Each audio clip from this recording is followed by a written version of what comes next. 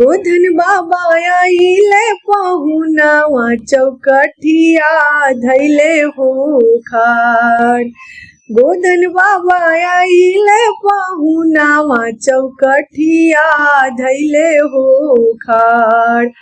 कैसे कैसे करबो ये सासु भैया के हो मान। कैसे कैसे करबो ये सासु भैया के हो मान। कोठिला भरल अरवा चाउर बेसही लिह हो पान। कोठिला भरल अरवा चाउर बेसही लिह हो पान।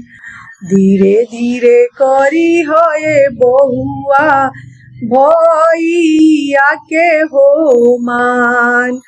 धीरे धीरे करी है बहुआ रे भैया के हो मान।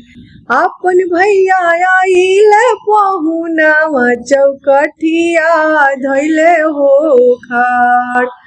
कैसे कैसे करबो ये सासु भैया के हो मान।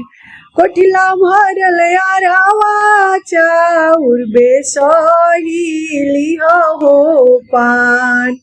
धीरे धीरे करी है बहुआ रे भैया के हो मान। धीरे धीरे करी है बहुआ भैया के हो मान।